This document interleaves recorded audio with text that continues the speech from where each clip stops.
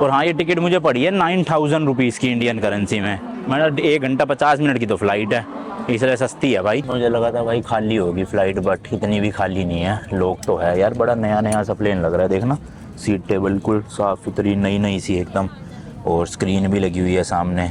हालांकि ये चाइनीज़ में है, कुछ समझ नहीं आ रहा। लो जी लो, लैंड हो चुके हैं हम। स्वागत है आपका ताइवान की धरती पे। बाकी सब लोगों का भाई 4-5 सेकंड में हो जा रहा था, और मेरे को लगभग भाई 10 से 15 मिनट तक इमिग्रेशन किया। फिर निकाली उन्होंने छोटी सी एक मशीन, माइक्रोस्कोप जैसी, पता नहीं क्या थी भाई, लाइट वाइट जल रही थी उसमें, ऐसे आंख पे लगा के मेरा पासपोर्ट चेक करने लग गए, वो वीज़ा चेक करने लग गए, जो जो मेरे लगे हुए थे। मतलब तो यही देख रहे होंगे कि असली है या नकली है। लो भाई लो, अब निकल गया। तो 10,000 और 1,000 टोटल $11,000 निकलवा लिए। इंडिया के अराउंड 30-33 हज़ार रुपये कटे होंगे। और यहाँ की करेंसी का नाम है new Taiwanese dollar. 1200, no expensive. यहाँ से 40 किलोमीटर के 4,000 रुपये। और वैसे भी ताइवान एज अ कंट्री देखोगे आप, काफ़ी ज़्यादा सेफ है भाई।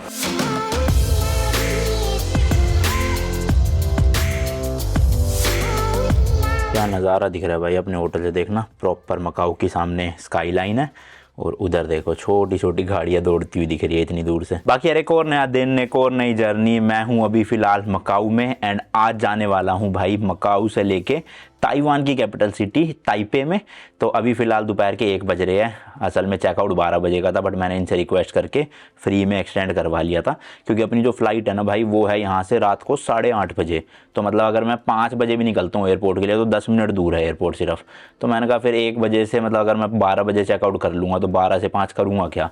तो इसलिए अब 1 बजे चेकआउट करके आराम से थोड़ा आसपास इधर उधर घूम लूँगा, खाना वाना ले लूँगा, और फिर सीधा एयरपोर्ट चलेंगे। और आज की वीडियो में आपको देखने को मिलेगा एक नया देश, एक नया शहर। अब ये नया देश है नहीं है, क्या सीन है ताइवान को लेके पूरा, वो मैं आपको एयरपोर्ट पे या फिर वहाँ पहुँच के बताऊँगा। अभी फ़िलहाल फटाफट से निकलते हैं रूम से। बड़ा सूटकेस पैक है, छोटे वाला भी रेडी हो गया है, और ये बैग रेडी है। अभी ये और ये दोनों लगेज मैं नीचे चेक, वहाँ पे ना स्टोरेज रूम है इनका, तो वहीं पे ही छोड़ के चला जाऊँगा, क्योंकि इतने सूटकेस लेके 4 घंटे घूमना तो भाई अपने बस की है नहीं। तो फ्री ऑफ कॉस्ट नीचे लगेज रूम में रख देते हैं। ये भाई होटल की लॉबी है, थोड़ा सा पुराने स्टाइल का होटल बना हुआ है, काफ़ी साल पुराना होगा। एंड इसी के जस्ट सामने देखो गैलेक्सी होटल्स की चेन है पूरी। क्या मस्त नज़ारा दिखता है ना, देख रहे हो नीचे। चलो लिफ्ट आ गई है, लेट्स गो। यहाँ पे चाइना की तरह देखो ग्राउंड फ्लोर है, मतलब वहाँ पे नहीं था ग्राउंड फ्लोर, वहाँ सीधा 1 से शुरू होता था, ऊपर यहाँ जी लिखा है। एंड इधर से देखो भाई मस्त नज़ारे लिफ्ट में भी, ओए होए क्रेजी। एंड इधर मिरर लगा रखा है, आप अपनी शक्ल देख सकते हो। अरे अंधेरा हो गया। देखो नीचे वेंडिंग मशीन भी लगी हुई है होटल के, और ये लगेज वाले पड़े हैं। चलो भाई मैं चेकआउट कर लेता हूँ फटाफट से, लगेज छोड़ के। यहाँ ये लगेज रूम है, देखो यहाँ लगेज रखेंगे। भाई लगेज दे दिया, इस तरह का टैग मिल गया। अब ये मेरे को आके दिखाना है और अपना लगेज मिल जाएगा। अभी रिसेप्शन पे बोलता हूँ टैक्सी बुला दे। पास में ही भाई लगभग 2 किलोमीटर दूर एक इंडियन रेस्टोरेंट है, तो वहाँ पे खाना भी खा लूँगा, और रात के लिए फ़्लाइट के लिए पैक भी करवा लूँगा, क्योंकि मैं ताइवान पहुँचूँगा रात को 10 साढ़े 10 बजे। तो एयरपोर्ट पे भी नहीं मिलना अपने को कुछ अपने मतलब का, फ़्लाइट पे तो ऑब्वियसली एक्सपेक्ट ही नहीं कर सकता मैं। तो इसलिए अभी खा के और बाकी पैक करवा के निकलूँगा, ताकि रात तक दिक्कत ना हो, क्योंकि ताइवान पहुँच जाऊँगा 10:30, तो ऑब्वियसली ताइवान में भी कुछ खुला नहीं मिलेगा। तो इसलिए खाली पेट रहने से अच्छा अभी खा लूँ। तो देखो टैक्सी बुक करके इस तरह की ये पर्ची दे देते हैं। ऊपर वाला नंबर है टैक्सी का नंबर, और ये नीचे वाला इनका कोड होता है जो टैक्सी वाले को बताना होता है हमें। अब होटल के बाहर ही आ जाएगी भाई टैक्सी, अपना उसमें बैठ के निकल जाऊँगा मैं। सही है वेदर, मतलब आज हवा चल रही है बहुत तेज़, बट ठंडी हवा नहीं है, नॉर्मल है। देखो हवा कितनी तेज़ चल रही है, पौधों से पता चल जाएगा आपको। बट मैंने कहा ना कि टेम्परेचर गर्म है, 22-23 डिग्री है। जैसे भाई बीजिंग शंघाई में तो इवन -1 -2 चला गया था, बट यहाँ पे तो अच्छा है उस हिसाब से, सीधा 20 डिग्री का जंप आ गया। तो लो जी लो, ये आ गई अपनी टैक्सी। बड़ी बड़ी साइज़ की गाड़ी आती है यहाँ पे, मतलब मेरे अकेले बंदे के लिए भी देख लो, ऐसा लग रहा है 5 बंदे जाएंगे जैसे। हेलो पेरिशियन। चलो भाई बैठ गया हूँ, और गाड़ी में मीटर लगा हुआ है, जितने किलोमीटर जाएंगे उस हिसाब से मीटर बताएगा। 21 हांगकांग डॉलर से स्टार्ट होती है राइड, यानी कि इंडिया के 250 रुपये, और उसके बाद फिर किलोमीटर के हिसाब से बढ़ते रहते हैं।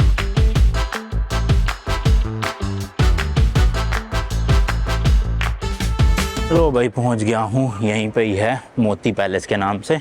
लास्ट वाली वीडियो में भी आपने देखा होगा। तो यहीं खाता हूँ और पैक करवाता हूँ। चलो जी भाई पैक भी करवा लिया खाना फ़्लाइट के लिए, और यहाँ से टैक्सी मिलना थोड़ा इम्पॉसिबल है। ऑलरेडी 3:30 बज चुके हैं, तो पैदल पैदल जाना पड़ेगा टैक्सी स्टैंड तक नियर बाय, वहीं से मिल सकती है टैक्सी। देखो भाई ये मिल गया टैक्सी स्टैंड, इस तरह के बोर्ड लगे होते हैं, तो यहाँ आप खड़े हो जाओगे तो इधर आपको टैक्सी मिल जाएगी। चलो भाई चलो लेट्स गो भाई, होटल चलते हैं, लगेज उठाते हैं अपना।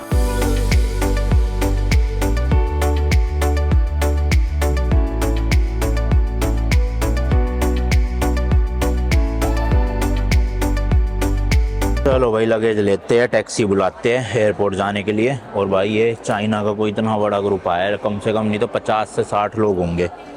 अब इन सब का चेक इन प्रोसेस चल रहा है भाई। मैं अपना टैक्सी बुला लूँ। टैक्सी है चाहिए? हाँ आप बुलाओगे? हैं वो चला गया फिर, जब तक दूसरा आ जाएगा तो फ़ोन करवाऊँगा रिसेप्शन से, कह देता हूँ भाई फ़ोन कर देंगे एक बार, टैक्सी आ जाएगी। 4:40 हो गए हैं, यहाँ से 10 मिनट एयरपोर्ट का रास्ता दिखा रहा है केवल, तो 5 बजे तक मैक्स पहुँच जाऊँगा। तो 3-3.5 घंटे होंगे अपने पास वहाँ पे आराम से बोर्डिंग के लिए। एक्सक्यूज़ मी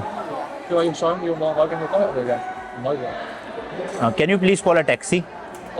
होटल वाले भी बेचारे पागल हो गए हैं भाई साहब, कम से कम 30-40 कमरे तो होंगे, तो अरेंजमेंट में लगे पड़े हैं भाई। ये तो कह रहे हैं टैक्सी अवेलेबल ही नहीं है। अब ये जो गार्ड भाई साहब है ये हिंदी बोल लेते, पता नहीं कैसे बोल रहे हैं, तो ये कह रहे हैं मैं करवाता हूँ। हाँ वो टैक्सी खड़ी है ना, उनको आवाज़ मार के बुला रहे हैं। भाई आप कहाँ से हो?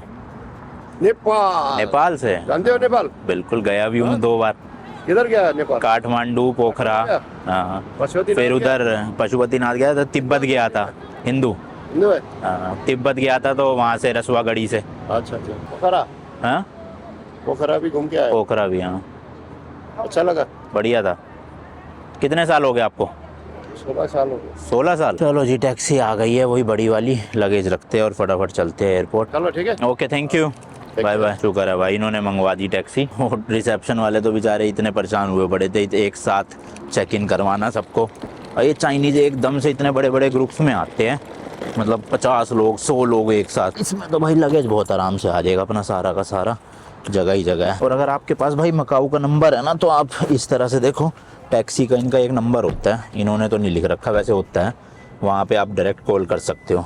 एयरपोर्ट, इंटरनेशनल एयरपोर्ट, या ज़्यादा नहीं है भाई, 3-4 किलोमीटर होगा, 10 मिनट का रास्ता दिखा रहा है मैप में, जल्दी पहुंच जाऊंगा। ये था बाकी भाई अपना होटल, जैसे कि मैंने कल वाले व्लॉग में बताया, इस वाले रीजन का पूरा सबसे सस्ता होटल था ये, 9,000 रुपये कमरा पर नाइट। इससे सस्ता पूरे यहाँ इस एरिया में कोई कम रूम नहीं है अवेलेबल। मैं कोटाई स्ट्रिप वाले एरिया में था ना, जहाँ पे सारे कसिनो वगैरह है, तो ये सबसे महंगा एरिया है। अगर आप वो सन्नेडो स्क्वायर वाले एरिया में लोगे, जहाँ पर ओल्ड स्क्वायर वगैरह या ओल्ड टाउन है, वहाँ 4-5 हज़ार में कमरा मिल जाता है। लेकिन इस एरिया में 8-9 हज़ार से कम में मिलना पॉसिबल नहीं है वीकेंड में, क्योंकि मैं सैटरडे को आया था रात को, तो वीकडेज़ में शायद फिर भी 7,000 6,500 में मिल जाए, लेकिन वीकेंड में पॉसिबल नहीं होता। जस्ट मेरे होटल के सामने देखो वो गैलेक्सिया होटल है, कसिनो भी है इनका भाई, बहुत बड़ा है ये तो। अपना भी ठीक ठाक सही था, कुछ इतना बड़ा भी नहीं था ना छोटा था। मकाऊ ना हालांकि है तो काफ़ी छोटा सा, मतलब 33 स्क्वायर किलोमीटर में फैला है, बट जो मेन सिटी है उसमें तो देखो कितनी बसावट थी, बिल्डिंगें थी। और यहाँ देखो भाई बस हरा भरा पहाड़ वहाड़ यही सब है। तो थोड़ा सा बाहर आते ही मेन सिटी सेंटर से यहाँ पे सारा थोड़ा ऐसा ही है, पेड़ वेड़ टाइप का, जो कि अच्छी चीज़ है भाई।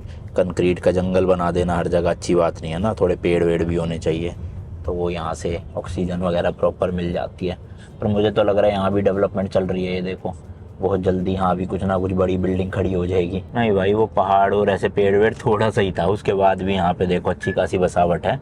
ये एयरपोर्ट आ गया, वो सामने देखो फ्लाइट भी उड़ रही है, छोटी सी दिख रही होगी आपको। एयरपोर्ट तो बोलते हैं उसमें पोर्टुगीज़ में ना, एयरपोर्ट तो चलो एक ही एयरपोर्ट है शायद से यहाँ मकाऊ का। फेरी टर्मिनल तो 2 है, एक कोताई स्ट्रिप में है और एक उधर की तरफ है आउटर वाला जो था। तो एयरपोर्ट यहीं पे ही है कसिनो वाले आइलैंड में। टोटल भाई 55 हांगकॉन्ग डॉलर लगे मेरे होटल से यहाँ एयरपोर्ट तक के, इंडिया के अराउंड 650-700 रुपये मान लो। चलो जी चलो लगेज निकाला जाए। अच्छे लोग हैं भाई, पूरी हेल्प करते हैं बैग रखने में भी, लगाने में भी। हालांकि है बहुत महंगी टैक्सी यहाँ मकाऊ में, बट ठीक है सर्विस तो मिल रही है एटलीस्ट। तो यहाँ से भाई एंट्री है एयरपोर्ट के अंदर की, और ऊपर जाना है ऐसा मेरे को इन्होंने बताया। हाँ लिफ्ट टू डिपार्चर लिखा है ना, तो लिफ्ट ले लेते हैं। पहले ट्रॉली लेता हूँ भाई, 2-2 सूटकेस रेड़ने में दिक्कत होती है। ये पड़ी है भारी, चलो बढ़िया। यहाँ मकाऊ में भी देखो भाई एंट्रेंस पे कोई पासपोर्ट चेक नहीं होता, कोई टिकट चेक नहीं होती, अपना डायरेक्ट घुस जाओ ऐसी। ये यहाँ का एयरपोर्ट है, सामने करेंसी एक्सचेंज भी है भाई। चलो यहाँ से चलते हैं अब हम सीधा ऊपर। लो भाई ऊपर आ गया हूँ, बड़ा छोटा सा लग रहा है एयरपोर्ट तो। देखना यहीं पे भीड़ लगी पड़ी है पूरी। अब अपना कौन से पे है चेक इन के लिए, मतलब बोर्डिंग के लिए, वो देखना है। अब मैकडोनल्ड्स वगैरह तो है, देखो यहाँ पे भी इनके एयरपोर्ट पे इतना भी छोटा नहीं है भाई जितना मैंने समझ लिया था। तो जो फ़्लाइट है अपनी वो इस एयरलाइन से है, स्टार लेक्स करके। तो ये तो प्रीमियम वाली लाइन है, ये आई गेस नॉर्मल है, हाँ जनरल चेक इन। चलो भाई चेक इन करता हूँ, फिर आपको डिटेल बताता हूँ फ़्लाइट के बारे में पूरी। ज़्यादा बड़ी फ़्लाइट नहीं है, 1 घंटा 50 मिनट की है, मेरे ख्याल से 1.5 घंटे में ही पहुँचा देगी, ज़्यादा दूर है नहीं मकाऊ से ताइवान ना। और टिकट कितने की पड़ी थी देखना पड़ेगा, मेरे को ध्यान नहीं है अभी। बाकी लगेज जो है ना चेकड इन वाले 2 बैग अलाउड है इसमें, 23 किलो, मेरा तो एक ही है। और कैबिन में एक अलाउड है 7 किलो, तो ये तो मेरा हो रहा है 23.5 किलो का मैंने तोला है, तो मेरे ख्याल जाने देंगे। उसका दिक्कत कर सकते हैं, वो 10 किलो है, तो हो सकता है एक कैबिन में 10 अलाउड नहीं है। बट मैं कहूँगा भाई चेकड इन में तुमने 2 लगेज दे है मेरे को, 23 46 kg, तो थोड़ा एडजस्टमेंट कर दो यार, पैसे क्या लोग हैं, तो होपफुली कर देंगे, अच्छी बात है यार। ताइवान का ना वीज़ा जो था वो मैं प्रिंट तो निकलवा के लाया था, बट प्रिंट में ना 1-2 जगह पे कहीं पे इंक ख़त्म हो गई होगी प्रिंटर की, तो हल्की सी लाइन आ रही थी, मतलब ना तो मिस प्रिंट था ना ही मतलब ऐसा था कि कुछ दिख नहीं रहा हो, सब कुछ साफ इन्फॉर्मेशन थी, बस हल्की हल्की लाइन आ गई थी बीच में। कह रहे फिर से निकलवा के लाओ। अब ढूंढ रहा हूँ भाई यहाँ एयरपोर्ट पे कहाँ प्रिंट होगा, क्या है तो रे इन्फॉर्मेशन सेंटर पे चले जाओ, वहाँ पे प्रिंट आउट निकाल देंगे 5 हांगकॉन्ग डॉलर का, विच इज़ अराउंड 60 रुपये इंडिया के। बताओ एक ब्लैक एंड वाइट पेज। ये रहा भाई इन्फॉर्मेशन सेंटर, देखते हैं यहाँ पर। अरे सेल्फ प्रिंटिंग भी है, इसी से देख लेते हैं। Scan code upload file from your phone, हाँ ये करते हैं अपलोड फाइल, इस पे भेजना है क्या स्कैन करके जाएगा। तो ये देखो भाई फ़ोन से स्कैन करके अपलोड हो गया यहाँ से और वहाँ आ जाएगा। चलो प्रिंट पे करते हैं क्लिक। अरे यार ये तो पेमेंट कह रहा है अली पे के थ्रू, कैश नहीं हो। Can I use cash in this? I don't have Alipay, by card. So do you have their email? Huh? Where is your file? In my phone. So in your email, Yeah. you can log in your email. Which email? Your email. My email. भाई ऊपर से कह रहे हैं कि ये वाला luggage 23 kilo का होना चाहिए। मैंने कहा 2 अलाउड है ना, 23 तो 46 किलो हो गया। कह रहे नहीं, एक में 23 ही होना चाहिए, या तो दूसरा सूटकेस खरीद के आधा उसमें ट्रांसफ़र कर दो, वरना इसका 26.5 किलो बन रहा है, तो 3.5 किलो के मांग रहे हैं $70, यानी कि भाई 6,000 रुपये, 6-6,500। मैंने कहा 6-6,500 में, 6,500 में तो नया सूटकेस ही ले आऊँगा सही में मैं। बट चक्कर ये है ना कि ताइवान के बाद मुझे फ़िलीपींस भी जाना है, फिर इंडिया जाना है, वहाँ पर 2 सूटकेस अलाउड नहीं है, तो इसलिए मैं ख़रीद नहीं रहा। तो अभी कुछ सामान भाई निकाला है, इस सूटकेस में करूँगा, जैकेटें निकाल ली है, पहन लूँगा। मतलब भाई कोई सेंस बनता है बताओ, 6,000 रुपये दूँ मैं फालतू में, अच्छा जैकेट है 2-3 पहन के अंदर घुस जाऊँगा। चलो भाई होपफुली अब काम हो जाए, आधा 1 किलो भी होगा ऊपर तो भाई इतना तो मैनेज कर ही लेंगे। देखो ये तो मेरे को चलो इनकी बात समझ आ गई कि ये क्यों कह रहे हैं कि पर बैग ही हम 23 किलो लेंगे, क्योंकि जब ये रखते होंगे प्लेन में तो 23 के ऊपर उठाया नहीं जाता होगा इन लोगों से, इस वजह से ये होगा रीज़न कि 46 किलो अलाउड तो है, लेकिन 2 अलग अलग बैग में हो ताकि आराम से उठाया जा सके एक बंदे से। और तो इस हिसाब से अगर देखा जाए तो भाई फिर तो इनको कैबिन बैग को लेके दिक्कत नहीं करनी चाहिए। अगर मेरा यहाँ पे मैं 23 किलो छोड़ रहा हूँ एक बैग, तो अपने कैबिन में तो मैं चाहे 7 किलो की जगह 10 किलो ले जाऊँ, मेरे को ही तो उठाना है वो। ओवरऑल जो प्लेन का वेट है वो तो कम ही रहेगा ना मेरा, 23 किलो मैंने जो छोड़ दिया अपना। Let's see. बाकी भाई नहीं मान रहे थे इस वाले को लेकर भी, इसका भी वेट ज़्यादा था, तो मैंने तो भाई लैपटॉप भी निकाल लिया। अब ये मेरा लैपटॉप इतना भारी है, 4 किलो का लैपटॉप है बताओ ये कवर के साथ। तो जैसे ही ये निकाला इस वाले बैग में डाला, इसका वेट हो गया मतलब 1 किलो ज़्यादा था 7 किलो से। तो कहते पे करना पड़ेगा आपको, या फिर आप ये वाला सूटकेस चेकड इन में करवा दो। मैंने कहा इसमें बैटरी वाली चीज़ है, कैमरा वगैरह चेकड इन में करवा नहीं सकता हूँ। तो बेचारे अच्छे थे वो दोनों काउंटर पे लड़का लड़की, तो समझ गए, कह रहे ठीक है अगली बार से आप ध्यान रखना। मैंने कहा ठीक है भाई, अगली बार आ ही कौन रहा है यहाँ पे फिर से हैं। वैसे आना भी हो तो बहुत बाद में, कब हो ना हो कुछ कह नहीं सकते, या इस एयरलाइन से पता नहीं कब ट्रैवल करूँगा नहीं करूँगा। तो मैंने कहा ठीक है अभी जाने दो। तो भाई अलाउ कर दिया उन्होंने ये वाला, और लैपटॉप अब वापस इसी में डाल लेता हूँ। मतलब वो मैं सिंगल वाली पॉलिसी तो इनकी समझ गया चलो भाई, बट ये कैबिन बैगेज में क्यों दिक्कत कर रही है इतनी, जब वेट तो एयरप्लेन का भाई कम ही है ना। देखा जाए मैं 46 kg चेक इन करवा सकता था, उसकी जगह मैंने 23 ही करवाया, तो फिर क्या दिक्कत है भाई इतनी। इसमें 3-4 एक्स्ट्रा जाने 2 किलो, मैंने तो उठाना है ये कैबिन में जाके। तो सबसे पहले भाई ताइवान के वीज़ा की बात कर लेते हैं। एज सच वीज़ा तो मतलब मैंने लिया नहीं है, आप ले सकते हो स्टिकर वीज़ा भी, बट अगर आप 14 दिन के लिए जा रहे हो तो आप ना इनकी ऑनलाइन एक वेबसाइट है, वहाँ पे जाके जैसे हांगकॉन्ग के लिए प्री अराइवल रजिस्ट्रेशन टाइप नहीं करवाया था, वैसे ही इनका भी एक होता है। आप छोटा सा फॉर्म भरो और आपको वो प्री अराइवल मिल जाएगा, उसका प्रिंट आउट निकाल के आ जाओ। बट यहाँ पे इन्होंने बोर्डिंग पास के टाइम पे मेरे से वो तो मांगा ही मांगा, साथ में रिटर्न टिकट भी मांगी। तो मैंने कहा रिटर्न तो मेरी वहाँ से फ़िलीपींस जा रहा हूँ मैं आगे। तो कह रहे फ़िलीपींस की दिखा दो, तो फ़िलीपींस की टिकट दिखा दी मैंने। देन उसके बाद भाई होटल बुकिंग नहीं मांगी, हालांकि मैंने करवा रखी थी होटल बुकिंग भी। तो आप भी अगर ताइवान जा रहे हो रिटर्न टिकट बुक करवा के जाना भाई। और इसके अलावा इन्होंने मेरे से कुछ नहीं मांगा। बाकी 1 घंटा 50 मिनट की फ़्लाइट है, 8 बजे उड़ेगी, लगभग 10 बजे पहुंचा देगी। इस तरह का भाई एयरपोर्ट है, आप देख सकते हो। करेंसी एक्सचेंज वगैरह बनी हुई है काफ़ी यहाँ। और हाँ, ये टिकट मुझे पड़ी है 9000 रुपीज़ की इंडियन करेंसी में। मतलब 1 घंटा 50 मिनट की तो फ़्लाइट है, इसलिए सस्ती है भाई। पर लगेज 23 किलो के 2 बैग अलाउड थे, वो मैं थोड़ा सा हैरान था भाई। बट खैर उसका मेरा तो कोई फ़ायदा हुआ नहीं, मेरे पास सूटकेस था ही एक बड़ा। बाकी ये देखना भाई, यहाँ पे करेंसी रेट्स वगैरह, और ये देखो वेंडिंग मशीन्स वगैरह है भाई। ATMs तो है ही है। डिपार्चर कहाँ है? हो रहा भाई सामने डिपार्चर का बड़ा सा बोर्ड लग रहा है। चलो कैमरा बंद करता हूँ। चलो भाई, सिक्योरिटी चेक और इमिग्रेशन हो गया है। ये आ गया यहाँ का ड्यूटी फ्री एरिया। काफ़ी सारी चीज़ें हैं यहाँ पे कॉस्मेटिक वगैरह से रिलेटेड। और इधर लाउंज है, करेंसी एक्सचेंज यहाँ पे भी है। बोर्डिंग गेट है अपना 10 नंबर, तो नीचे ही होगा शायद, ऊपर तो नहीं होगा। बाकी वेंडिंग मशीन लगी हुई है आइसक्रीम की। देखो इमिग्रेशन तो भाई बहुत ही ज़्यादा स्मूथ था। मतलब सीधा पासपोर्ट मांगा, बोर्डिंग पास मांगा, टक टक करा उन्होंने कुछ अपने कंप्यूटर में, और लिटरली 10 सेकंड में दे दिया एग्जिट। जो जब मैंने एंट्री करी थी मकाऊ में, उस टाइम पे एक अराइवल कार्ड मिला था, छोटी सी पर्ची। उन्होंने कहा था संभाल के रखना है, बट वो इन्होंने मांगा ही नहीं भाई। यहाँ पर मैंने संभाल के रखी हुई थी वो पर्ची इतने दिन से, बताओ। तो अब वो किसी काम की नहीं है। बाकी ताइवान की इमिग्रेशन में देखेंगे क्या हुआ होगा। और हाँ, एक चीज़ मैंने गलत बता दी भाई, फ़्लाइट टिकट अपनी 17,000 रुपये की है। जस्ट मैंने अभी चेक करा ऐप पे, तो 17,000 रुपीज़ की थी फ़्लाइट। इसलिए 23 किलो के 2 बैग अलाउड थे शायद से, क्योंकि भाई 1.5 घंटे की फ़्लाइट के लिए अराउंड 17,000 रुपये पे कर रहा हूँ। तो लगेज तो मिलेगा ही ना अच्छा खासा लिमिट वाला। बाकी सिक्योरिटी चेक में भाई मेरा रायता निकलवा लिया, इतनी सी डब्बी थी रायते की। मैं असल में वेज बिरयानी पैक करवा के लाया था, तो उसके साथ रायता आता ही है। रायता उन्होंने फिकवा दिया बेकार में, और ज़्यादा भी नहीं था भाई, कितना जरा सा तो था। बाकी ये लिकर शॉप है भाई। इधर भी वेंडिंग मशीन लगी हुई है बहुत सारी। अरे 12 नंबर आ गया, 10 नंबर कहाँ है? ज़्यादा आगे आ गया क्या मैं? और अभी भाई पूरे 2 घंटे पड़े हैं बॉडी मतलब फ़्लाइट उड़ने में। यार आगे ही आ गया मैं, पीछे जाना पड़ेगा शायद। मेरे ख्याल 10 नंबर गेट ना ऊपर ही था, जहाँ से वो सीढ़ियाँ चढ़ रही थी ना, तो मैं ही गलत आ गया आगे। नहीं भाई, ऊपर नहीं है, ये नीचे ही था। मेरे से मिस हो गया था, व्लॉग करने के चक्कर में आगे निकल गया मैं। चलो यहाँ बैठ जाता हूँ कुर्सी लेके। मेरे को तो लग रहा है खाली सी जा रही है फ़्लाइट ताइवान की। बढ़िया खाली मिल जाए, आराम से पैर फैला के सोऊंगा। और फ़्लाइट में भाई पावर बैंक यूज़ करना अलाउड नहीं है, चेक इन काउंटर पे उन्होंने बोला। तो यहीं पे ही चार्ज कर लेता हूँ फ़ोन वोन अपने सारे। वैसे तो चार्ज ही है, फिर भी 2 घंटे पड़े हैं तो फुल कर लेता हूँ। कुछ देख लूँगा, मूवी वगैरह डाउनलोड कर ही रखी है मैंने। चलो भाई चलो, बोर्डिंग शुरू हो गई है। वॉशरूम गया था, पता नहीं बोर्डिंग गेट ऊपर है, वॉशरूम नीचे बना रखे है इन्होंने।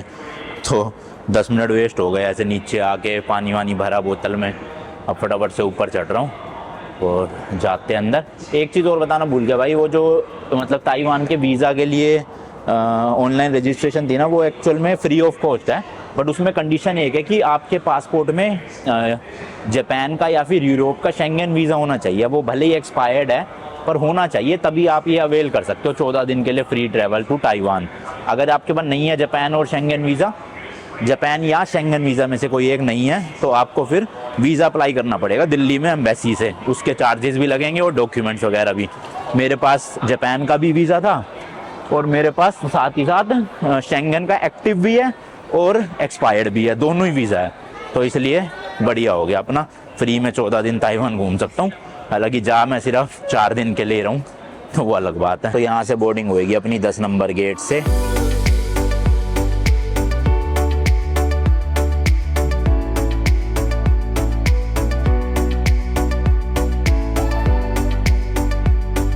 मुझे लगा था भाई खाली होगी फ़्लाइट, बट इतनी भी खाली नहीं है, लोग तो है यार। बड़ा नया नया सा प्लेन लग रहा है, देखना।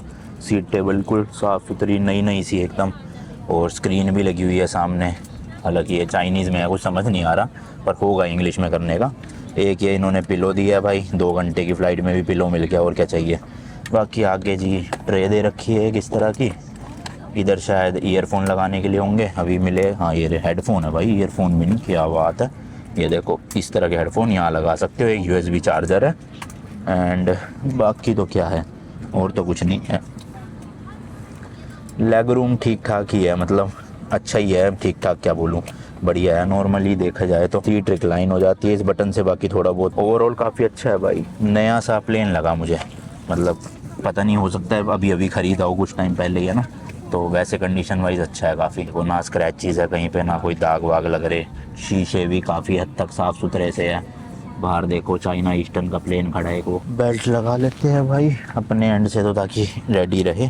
अब ये उड़ाए जब मर्जी, पता नहीं। एयरपोर्ट तो भाई इन्होंने इतना चील्ड मचा रखा था, ठंड लग रही थी मुझे हुडी में भी। चाइनीज़ में पूछ रहे हैं भाई ब्लैंकेट चाहिए कि नहीं, मुझे तो कुछ समझ ही नहीं आया, पर ब्लैंकेट उन्होंने हाथ में दिखाया तब पता चला कि ब्लैंकेट है। कि ऊपर भाई AC वेंट है, बंद ही कर देता हूँ, ठंड लग रही है, ज़रूरत पड़ी तो चला लूँगा। मैं तो भाई काफ़ी ज़्यादा सेटिस्फाइड हूँ प्लेन की कंडीशन देख के ही, और लगेज रखने की भी जगह आराम से मिल गई अपने को, तो बढ़िया हो गया। तो भाई देखो प्लेन से इनके हाईवे वो दिख रहे हैं, कैसीनो, सिटी ऑफ ड्रीम्स है पूरा, फिर उधर वेस्टिन है, या सॉरी वेनेशियन है दिख रहा है ना। कितना पास है एयरपोर्ट से।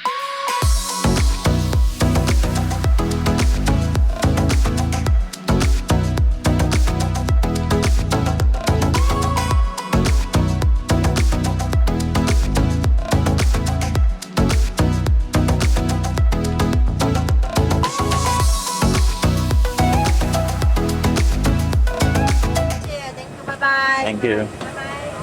लो जी लो, लैंड हो चुके हैं हम। स्वागत है आपका ताइवान की धरती पे। अभी मेरे ख्याल से बस में ले जाएंगे भाई ये, क्योंकि टर्मिनल से थोड़ा दूर लैंड हुई है ना, फ्लाइट मतलब खड़ी हुई है। लो जी लो, आ गया टर्मिनल बिल्डिंग पे। अब फटाफट से चल के इमिग्रेशन और कस्टम्स वगैरह निपटाते हैं सारा कुछ, और देखते हैं वीज़ा मेरा जापान और उसका देखेंगे या नहीं देखेंगे। प्लस भाई रात के 10:15 हो रहे हैं, सिम कार्ड मिलेगी या नहीं मिलेगी इस टाइम पे, सबसे बड़ी तो दिक्कत वो लग रही है मुझे, क्योंकि यहाँ से जो मेन सिटी सेंटर है वो है अराउंड 40 किलोमीटर्स, मतलब जो मैंने एयरबीएनबी बुक कर रखा है। अब वो 40 किलोमीटर्स जाने के लिए कुछ ना कुछ तो चाहिए, पब्लिक ट्रांसपोर्ट या टैक्सी वैक्सी, और जब तक इंटरनेट नहीं मिलेगा तब तक थोड़ा मुश्किल हो जाता है। तो इसलिए सिम कार्ड होपफुली भाई मिल जाए जल्दी, और मैं कोशिश कर रहा हूँ थोड़ा भाई तेज चल के लोगों से आगे निकल जाऊँ, और इमिग्रेशन में पहले ही लग जाऊँ, क्योंकि पहले लग गया तो जल्दी क्लियर हो जाएगा, वरना तो भाई लंबी लाइन लग चुकी होगी इनके चक्कर में। सीलिंग हाइट देखना भाई, बड़ी छोटी है यार, इतनी छोटी सीलिंग हाइट तो मैंने किसी एयरपोर्ट की नहीं देखी। हार्डली 8 फुट की हाइट होएगी। ज़्यादा बड़ा एयरपोर्ट है नहीं, इसका मतलब ये। ऑलमोस्ट भाई 90% लोगों से तो आगे निकल गया हूँ, ये कुछ 8-10 लोग और है मेरे आगे, इनको भी पीछे छोड़ के फटाफट से भाई लाइन में लग जाऊंगा आगे आगे। देखना पैनासोनिक की कितनी ऐड कर रखी है भाई साहब, हर स्क्रीन में पैनासोनिक चल रहा है। ये क्या भाई, इमिग्रेशन से पहले ड्यूटी फ्री कैसे आ गया? ये तो कुछ अलग ही देख रहा हूँ भाई मैं। ये क्या with passenger card, without passenger card, क्या फ़र्क है इसमें? चलो भाई इमिग्रेशन तो हो गया, बाकी सब लोगों का भाई 4-5 सेकंड में हो जा रहा था, और मेरे को लगभग भाई 10 से 15 मिनट तक इमिग्रेशन किया। पूछा तो नहीं इतना ज़्यादा, बताता हूँ डिटेल में एक बार। उतरते ही ये देखो लगेज का भी आ गया, मैंने बताया ना बड़ा छोटा सा एयरपोर्ट लग रहा है मुझे तो फटाफट यहाँ से लगेज आ गया होगा तो लेते हैं, और फिर आपको बताता हूँ हुआ क्या। हाँ, तो सबसे पहले तो भाई पासपोर्ट मांगा मेरा, और साथ में वो जो ऑनलाइन रजिस्ट्रेशन करी थी वो दिया मैंने। उसके बाद पूछते कि होटल बुकिंग दिखाओ अपनी, तो मैंने होटल बुकिंग का भी प्रिंट आउट निकाल रखा था, इसलिए मैं बुक करवा के आया था ऑलरेडी भाई, मुझे पता था यहाँ मांग सकते हैं, तो मैंने वो भी दे दिया। देन फिर पूछते कि रिटर्न कब जा रहे हो, तो मैंने कहा तीन दिन बाद की फ़्लाइट है, आज को भी मिला लोगे तो 4 दिन हो जाते हैं। तो कह रहे कहाँ पे जा रहे हो, मैंने कहा फ़िलीपींस। तो कह रहे टिकट बुक है, मैंने कहा हाँ जी। तो कह रहे दिखाओ, तो फिर मैंने वो भी प्रिंट आउट निकाल रखा था, दिखा दिया उनको भाई फ़िलीपींस की टिकट का। फिर होता क्या है ना कि जो वो रजिस्ट्रेशन होती है उसमें लिखा होता है कि आप किस वीज़ा के बिहाफ पे यहाँ पे 14 दिन की एंट्री ले रहे हो। जैसे जापान का ले रहे हो तो जापान का वीज़ा नंबर डालना पड़ता है उसमें, अगर आप यूएस का ले रहे हो तो यूएसए का डालना पड़ता है, कनाडा के वीज़ा से आ रहे हो तो कनाडा का, शेंगेन से आ रहे हो तो शेंगेन का। तो मैंने जैसे डाल रखा था जिस वीज़ा का नंबर, तो पासपोर्ट से वो वीज़ा ढूंढने लगे, तो कई देर उनको मिला नहीं, फिर मिल गया तो उस पर वीज़ा नंबर वेरीफाई कर रहे, जो रजिस्ट्रेशन मैंने की है उस पर नंबर जो है, और मेरे पासपोर्ट पे जो वीज़ा का स्टिकर लगा हुआ है उसके नंबर को वेरीफाई कर रहे हैं। फिर निकाली उन्होंने छोटी सी एक मशीन, माइक्रोस्कोप जैसी, पता नहीं क्या थी भाई, लाइट वाइट जल रही थी उसमें, ऐसे आँख पे लगा के मेरा पासपोर्ट चेक करने लग गए, वो वीज़ा चेक करने लग गए जो मेरे लगे हुए थे। मतलब यही देख रहे होंगे कि असली है या नकली है। फिर जब कुछ हो गया सब कुछ, उसके बाद क्या था, बस कर दिया, कह रहे ओके जाओ। तो 10 से 15 मिनट लगे लगभग, बट इतने सवाल जवाब तो नहीं हुए, बट हाँ शक पूरा कर रहे थे भाई कि पासपोर्ट नकली तो नहीं है, वीज़ा नकली तो नहीं है। जब जाके जाने दिया। हाँ जा भाई, बैग बताओ, सबसे पहले चले जाओ, फिर भी बैग एंड में आता है, फ़ायदा क्या, टाइम तो उतना ही वेस्ट हो गया। हालांकि भाई इमिग्रेशन बिल्कुल खाली था, जो यहाँ के रेजिडेंट है ना उनके लिए अलग लाइन थी, तो वहाँ ज़्यादा भीड़ लगी हुई थी, लेकिन जो फॉरेनर्स थे वो तो थे ही नहीं भाई, मतलब हार्डली 6-7 फॉरेनर होंगे जो मेरे से पहले बस निकल गए फटाफट 10-12 सेकंड में। मेरे को थोड़ा टाइम लग गया उसमें, तो फॉरेनर्स इतने नहीं आए, सारे लोकल ही थे यहाँ के जो अपनी फ्लाइट में थे ना लोग। आ ही गया बैग भाई, आज तो ज़्यादा टाइम नहीं लगा, वेरी गुड। चलो अब कस्टम्स क्लियर करके फटाफट से ना करेंसी और सिम कार्ड, मतलब ये तो भाई 4 चीज़ों का रिचुअल ही है। सबसे पहले इमिग्रेशन करो, कस्टम क्लियर करो, उसके बाद भाई करेंसी ढूंढो और उसके बाद सिम कार्ड ढूंढो। जिस भी देश चले जाओ, जिस भी एयरपोर्ट चले जाओ इंडिया से बाहर, ये 4 चीज़ें तो फॉलो करनी पड़ती है। कोशिश तो यही करूँगा कि एटीएम से ही निकल जाए तो बढ़िया है, वरना मेरे पास US डॉलर पड़े हैं, उसी को चेंज करवा लूँगा। और 3-4 दिन के लिए हूँ, होटल बुकड है ऑलरेडी, तो $100 भी करवा लूँगा, मतलब इंडिया के 8-9 हज़ार मेरे हिसाब से काम बन जाएगा। बाकी देखते एटीएम की ट्राई करूँगा, सबसे पहले तो एटीएम से हो जाए तो बहुत बढ़िया। चलो भाई, कस्टम में तो रोका ही नहीं, आराम से बाहर निकल गया हूँ मैं सीधा यहाँ पे। अब यहाँ खुला तो हुआ है, चलो सब कुछ अच्छी बात है। हालांकि 11 बजने वाले हैं, मुझे लगा था सिम कार्ड शायद ना मिले, लेट्स सी ट्राई कर लेते हैं भाई, मिल जाएगी तो अच्छी बात है, वरना इंडिया वाला नंबर में थोड़ा बहुत नेट बचा है अपना, उसी से कर कुरा के किसी तरह होटल तो पहुंच ही जाऊंगा। बाकी ये मिल गया सामने अपने को एटीएम भी, चलो यहाँ से निकलवाते हैं। और यहाँ की करेंसी का नाम है न्यू ताइवानीज डॉलर, ND बोलते हैं। पहले ताइवानीज डॉलर चलता था, अब न्यू ताइवानीज डॉलर है, तो शायद एटीएम से भी न्यू ही निकलेंगे। लो भाई, अपना नंबर आ गया है, कार्ड पहले देख रहे हो, कार्ड मांग रहे हैं, पहले इंग्लिश करते हैं। अब कैश निकलवा ही रहा हूँ तो मैं सोच रहा हूँ थोड़ा ज़्यादा ही निकाल लूँ भाई, क्योंकि ना इसमें फ़ीस लगती है हर ट्रांजेक्शन में, तो फिर से निकालने पड़ेगा, तो डबल फीस भरने से अच्छा एक बार ज़्यादा निकलवा लेता हूँ। बच गए तो जाते टाइम भाई अपना वो करवा लूँगा डॉलर में चेंज, US डॉलर में, और US डॉलर हर दुनिया में चल जाता है विड्रॉ। तो मैं निकलवा रहा हूँ भाई 1000 ताइवानीज डॉलर, इंडिया के लगभग 30,000 रुपये के आसपास बैठेगा। अभी बता दूंगा एग्जैक्ट कितने कटेंगे कन्वर्जन रेट, ताकि बाद में थोड़ी दिक्कत ना हो अपने को कैलकुलेट करने में। चलो चल गया, मतलब अब रेयर होता है मेरे साथ कि पहली बार जो कार्ड डाला उसी में पैसे निकल जाए, इस बार निकल रहे हैं, अच्छी बात है। अरे अभी निकले नहीं, अभी बोलता नहीं भाई। चलो कार्ड आ जा पहले तो, लो भाई लो, ये आ गए हैं, एक ही नोट आया भाई, देख रहे हो 1000 का सीधा। सॉरी भाई, गलत कैलकुलेट कर लिया मैंने, एक्चुअल में 3 से मल्टीप्लाई करना था, तो 1000 ताइवानीज डॉलर तो इंडिया के 3000 रुपये तो हुए, और मुझे निकालने हैं 30,000 रुपये इंडिया के, तो बहुत बड़ी गलती होगी भाई। 10,000 निकालने थे और निकाले 1000 ही, अब फिर से निकालने ही पड़ेंगे मजबूरन, और ट्रांजेक्शन फ़ीस फिर से लगेगी। शिट यार, दिमाग चला नहीं मेरा ना। एक ताइवानीज डॉलर में इंडिया के 3 रुपये होते हैं, तो 1000 तो भाई 3000 रुपये तो बने हैं। कभी कभी कुछ भी कर देता हूँ मैं। लो भाई लो, अब निकल गया है, तो 10,000 और 1000 टोटल 11,000 डॉलर निकलवा लिए। इंडिया के अराउंड 30-33,000 रुपये कटे होंगे। अभी देख के एग्जैक्ट बता भी दूंगा भाई कितने कटे हैं, पूरे फॉरेक्स फीस वगैरह लगा के। सामने मुझे भाई 2 वाईफाई तो लिखा हुआ दिख रहा है कुछ तो, सिम कार्ड का। और इधर देखो सबवे भी बंद हो चुका है, तो खाने पीने का तो ऑलमोस्ट बंद हो गया। रात के 11 बजे तो क्या ही एक्सपेक्ट करोगे भाई आप। और सिम कार्ड भी बंद ही लग रही है मुझे तो, हाँ बंद है भाई, लाइटें वाइटें सब ऑफ है। क्या यार, अब कैसे मिलेगी सिम कार्ड। तो भाई ये गार्ड से पूछा है यहाँ पे, तो मना कर रहे हैं, कह रहे लास्ट बस 10:30 बजे तक ही खुलती है। शिट यार, अब मजबूरन भाई अपना इंडियन इंटरनेट यूज़ करना पड़ेगा, जो बिल्कुल एक तरह से सोने के भाव का है, इतना महंगा पड़ता है। मैं कोशिश करता हूँ कि बिल्कुल ही फंस जाऊँ कहीं पे तब यूज़ करूँ। देखो करेंसी एक्सचेंज भी बंद हो चुका है, मतलब आधे ज़्यादा स्टोर तो बंद ही हो गए हैं, कुछ भी नहीं है भाई, खाने पीने का भी नहीं है। चलो ये अच्छा है कि मैंने अपार्टमेंट लिया है, तो वहीं पे कुछ कुक कर लूँगा जाके। अपने पास मैगी भी पड़ी है, चावल वगैरह ही पड़े हैं। ये देखो यहाँ से टैक्सी मिल जाती है। कार रेंटल भी अच्छा जी, पर यार 3 दिन के लिए अब क्या कार रेंट पे लूँ और जाऊँ फालतू में। ये पूछ तो रहे, टैक्सी इनसे पूछता हूँ। This how much? 1,200 1,200? No expensive, okay no thank you. भाई टैक्सी वाला तो मांग रहा है 1,200 ताइवान डॉलर, इंडिया के लगभग कितने भाई साहब 4,000 के आसपास ही हो गए। क्या फ़ायदा भाई 4,000 रुपये टैक्सी में फूकने का, कोई तुक बना इस चीज़ का बताओ। यहाँ से 40 किलोमीटर के 4,000 रुपये, ऐसे हो भी सकता है हो महंगी, जापान में तो इससे भी महंगी पड़ती है अगर 40 किलोमीटर जाता। लेट्स सी भाई, फिर तो बस या ट्रेन का ही जुगाड़ देखना पड़ेगा, इतना खर्चना ठीक नहीं है मेरे को लग रहा। वैसे मैंने सुना है ऊबर भी चलती है भाई, चेक कर लेते हैं। एयरपोर्ट का तो वाईफाई है भाई फ्री ऑफ कॉस्ट ना, और अच्छी स्पीड में चल रहा है, तो देखते हैं ऊबर इसमें कितने ले रहा है। अरे भैया ऊबर पे तो और महंगा बता रहे हैं, देखो 1,500 ताइवानीज डॉलर ऊबर एक्स, सबसे सस्ती तो यही आ रही है, देख लो तो उस हिसाब से तो भाई साहब फिर भी सही बता रहे थे। छोड़ो भाई, देखता हूँ पब्लिक ट्रांसपोर्ट का पैसे बच जाए तो बढ़िया है। एक तो रात हो गई ना, नींद भी आने लग गई है मुझे थोड़ी थोड़ी सी। लेट्स सी भाई, आखिरी सोल्यूशन तो फिर टैक्सी ही है और कुछ नहीं मिलता। तो भाई रिसर्च करने पे मेरे को पता चला है कि यहाँ से एक बस चलती है जो मेरे एयरबीएनबी से लगभग 600 मीटर दूर मुझे उतार देगी। और उसका पता किराया कितना है, सिर्फ 150 ताइवानीज डॉलर, मतलब इंडिया के 350 रुपये भाई। और टैक्सी कितने लग रही है, लगभग 4000 रुपये। पर वही है, टैक्सी पहुँचा देगी 25 मिनट में, बस पहुँचाएगी 1 घंटे में। इनसे पूछ लेता हूँ बस कहाँ से चलेगी। Do you know from where I can get the bus to Taipei city? Yes, downstairs. Down, 1 floor down. Thank you. तो ये बता रहे हैं 1 फ्लोर नीचे चले जाओ, वहाँ से जो है अपने को बस मिल जाएगी। तो ठीक है भाई, 3000 रुपये बच रहे इंडिया के, वही अपना वैसे यूज़ कर लेंगे कहीं पे। आधे पौने घंटे का तो फ़र्क है। तो B1 पे जाना है देखो बस के लिए। और ये भी अच्छी बात है कि भाई डायरेक्ट बस है, मतलब बीच में कहीं पे भी चेंज नहीं करना, कुछ नहीं करना। और ये सुपरमार्केट टाइप का खुला हुआ है, इसी से कुछ ले लेता हूँ सोच रहा हूँ। ये देखो भाई, उबला हुआ भुट्टा मिल रहा है, अंडे मिल रहे हैं, और ये सब नॉन वेज ही होगा भाई।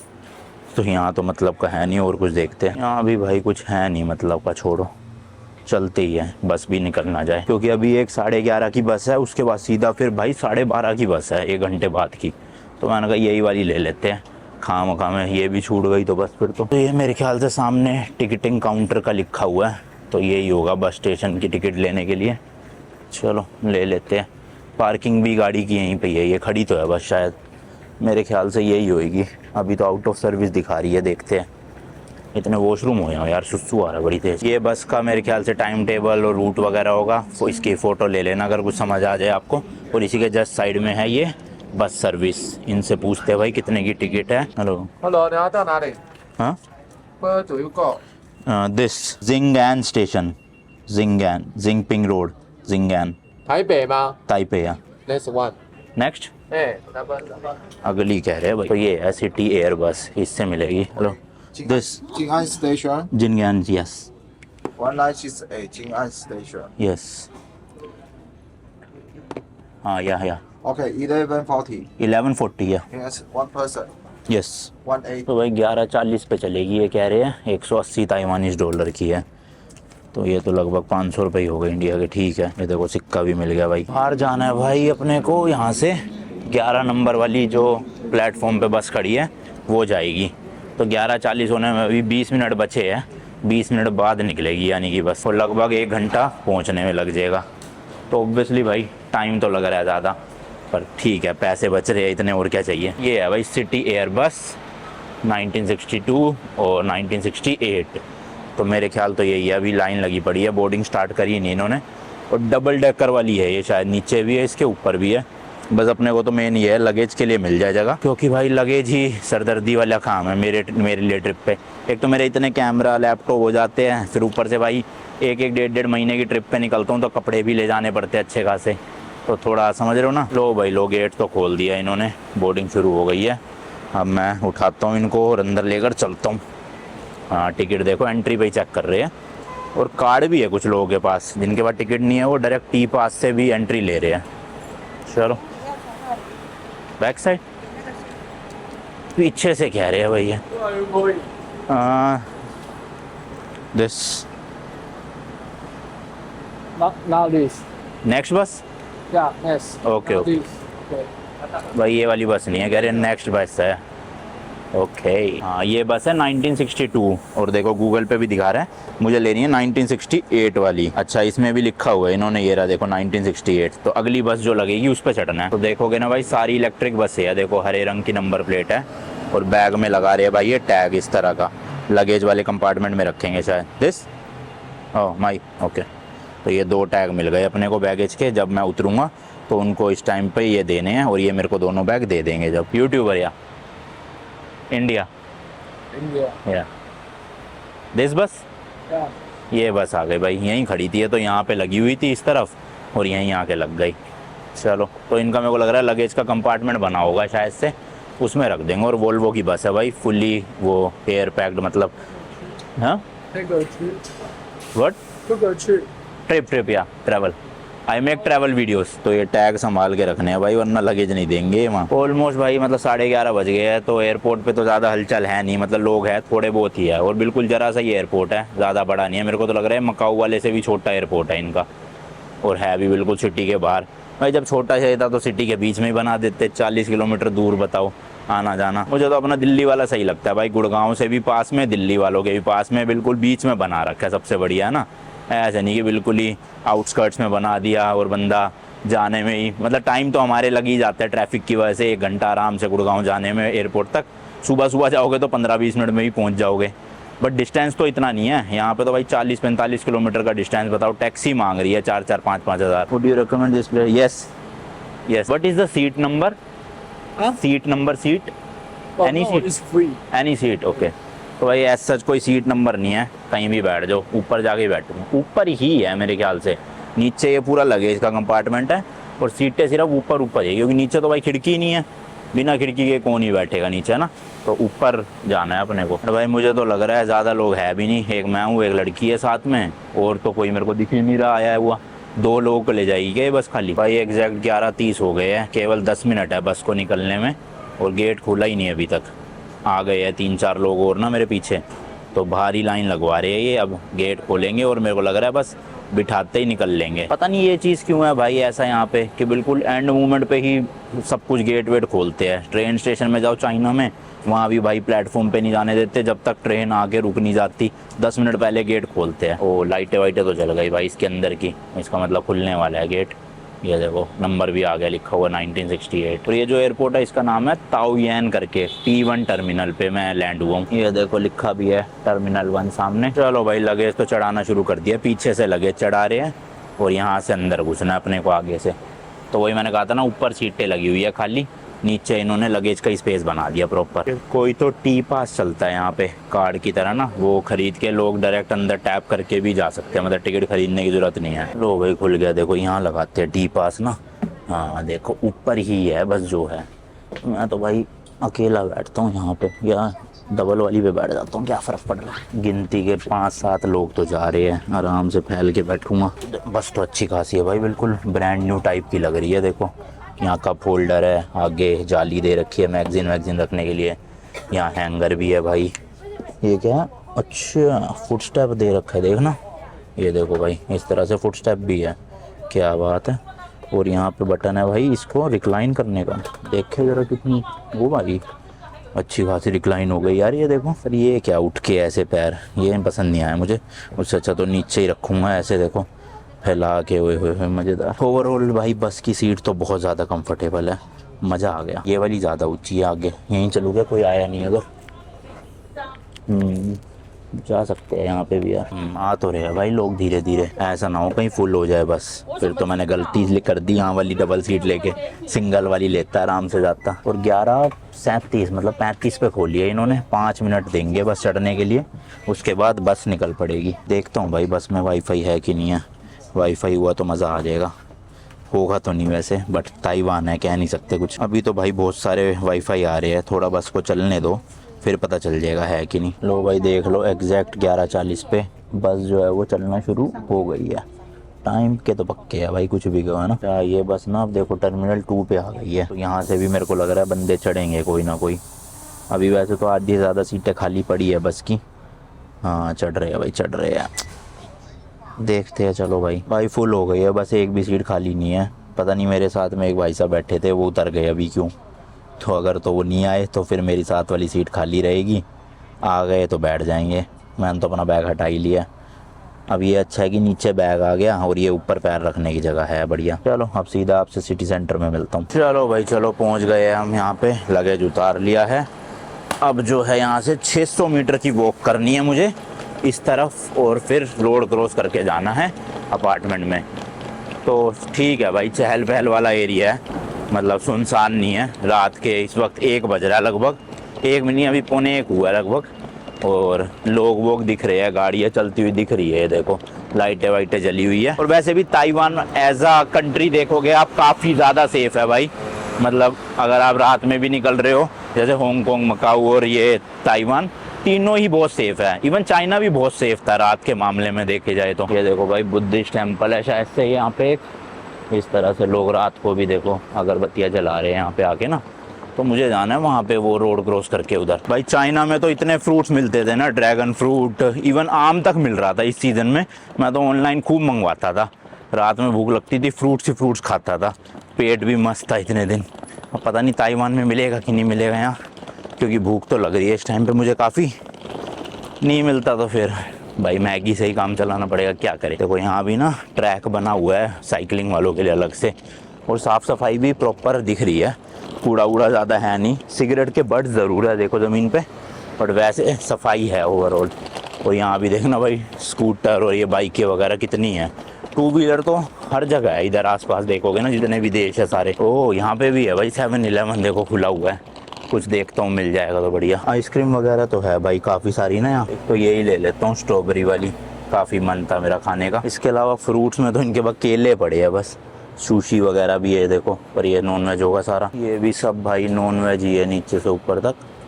ये है ना, हाँ सैंडविच स्ट्रॉबेरी एंड चीज़, हाँ ये वेज होगा भाई शायद। चलो एक ये ले लेते, काम आएगा। बाकी यहाँ पे कुछ खास दिख नहीं रहा।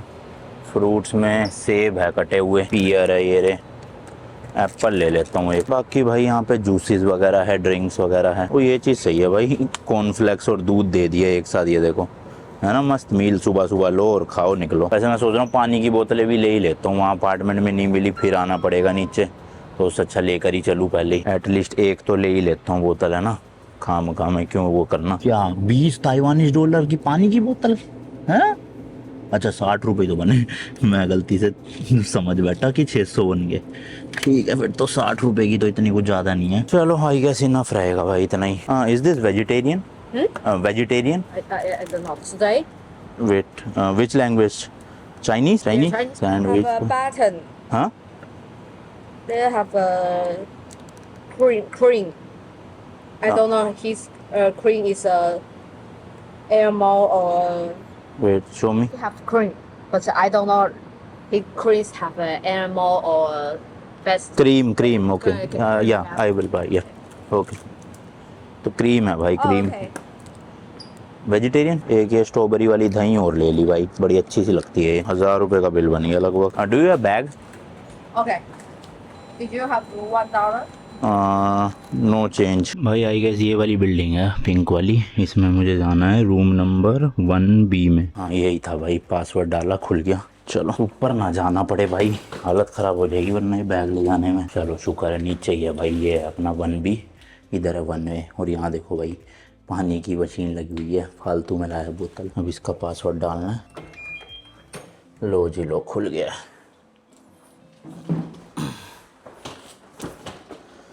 लगेज रखता हूँ फिर आपको टूर दूंगा। हाँ चलो भाई पहुँच ही गया फाइनली। तो भाई यहाँ से मैंने करी है एंट्री, आप देख सकते हो। यहाँ पे ये शू रैक लगे हुए हैं, इसमें शूज़ रख सकते हो।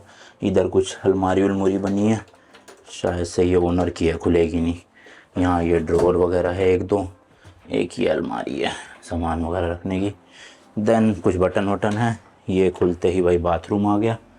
ठीक है बाथरूम, नहाने का तो मतलब जगह कम ही है, यहाँ पे खड़े होके नहाना पड़ेगा, बट ओवरऑल ठीक है। और जेट स्प्रे यहाँ भी नहीं है भाई। लो एक सोफ़ा लगा हुआ है भाई छोटा सा, टीवी लगा हुआ है आई गेस 45 इंचज़ का, पीछे खिड़की है, एक एसी है। एसी तो चलाना पड़ेगा, गर्मी हो रही है बहुत ज़्यादा। ये आई गेस हीटर होगा या पता नहीं एयर प्यूरीफायर है।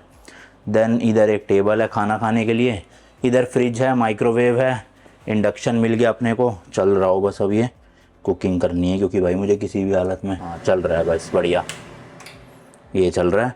वॉशिंग मशीन भी है भाई बढ़िया, कपड़े भी धुल जाएंगे। इधर सिंक हो गई, बर्तन वर्तन है सारे। हाँ है भाई, प्लेट भी है और पतीले वतीले फ्राई पैन भी है। चलो काम हो गया। फ्रिज में कुछ छोड़ा इन्होंने हमारे लिए, कोका कोला और एक क्या बियर है क्या, विटाली करके, जो भी है। चलो मैं तो पीता नहीं बियर। अब आप क्या हो गए अनमोल भाई, सो गए कहाँ, सोफे पे सो गए क्या? तो ऐसा नहीं भाई, ये देखो ये सीढ़ियाँ जा रही है ऊपर, तो सीढ़ियाँ जाके ये यहाँ पे लोफ्ट है एक तरह से, और उसी पे बना हुआ है एक ये गद्दा बिछा रखा है, जैसे जापान में चलता है ना डबल बेड का। तो और यहाँ पे सॉकेट वगैरह भी दे रखे, कपड़े टांगने का। इधर भी एक खिड़की है, तो सही है ओवरऑल ठीक है। 3 रातों के लिए, आज की रात, कल की रात और परसों की रात। ये मुझे पड़ा है 9400 रुपीज़ इंडियन करेंसी, 3000 रुपये पर डे में। विद किचन आपको एक अपार्टमेंट मिल रहा है, स्टूडियो अपार्टमेंट छोटा सा, तो ओवरऑल अच्छा ही है। जबकि इतना महंगा देश है ताइवान, आपने देखा। ये डब्बा क्या छोड़ गया भाई ओनर, चलो जो भी हो छोड़ो। अभी सामान वगैरह सेटअप करता हूँ और कुछ खाने के लिए बना लेता हूँ। बाकी इस वाले वीडियो के लिए इतना ही रखते हैं। कल वाले व्लॉग में आप देखोगे ताइवान को एक्सप्लोर करते हुए मुझे। Till then good bye and as always, तीखे रास्तों पे नहीं पड़ना फीका। बाय।